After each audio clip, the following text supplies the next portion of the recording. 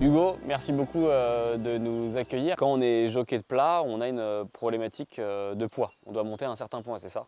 Oui, c'est ça. On a des pesées, des poids à respecter avant et après la course. C'est quoi le poids, on va dire, moyen auquel tu dois monter quasiment quotidiennement? On va dire que la zone de poids se resserre aux alentours des 56 kg. Donc Ok. voilà, avec plus ou moins de marge.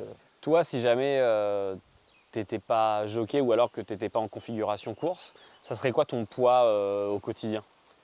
Je suis pas excessivement grand, mais je fais quand même 1,77 m et je pense que physiquement, je serais entre 65 et 70 kg.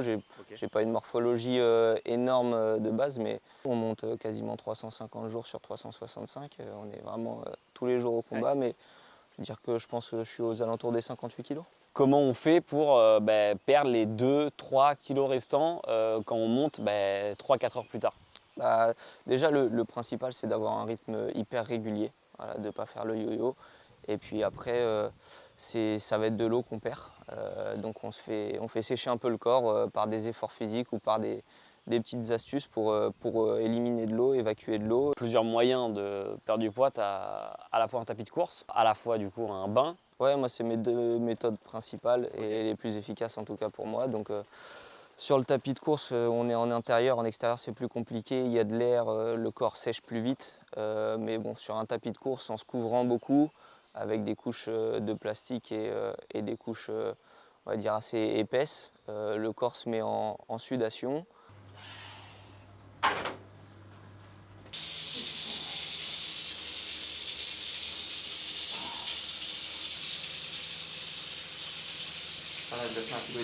Puis après, dans le bain, on va dire souvent le bain, ça a une connotation un peu confortable, mais là, c'est vraiment des bains très chauds, poussés un peu à l'extrême et pour que le corps soit un petit peu en surchauffe permanente et continue à suer.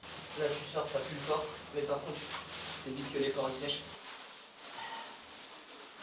Moi, je compte à peu près 1 kg par heure quand j'ai le temps et pour être vraiment bien.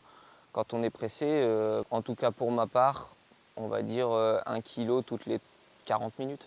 Et tu le disais, la pesée, toi, dans les courses, tu as la pesée effectivement où tu arrives aux courses, mais tu es pesé aussi après chaque course. Donc tu n'as pas le droit non plus de reprendre du poids une fois arrivé aux courses et que la pesée est faite.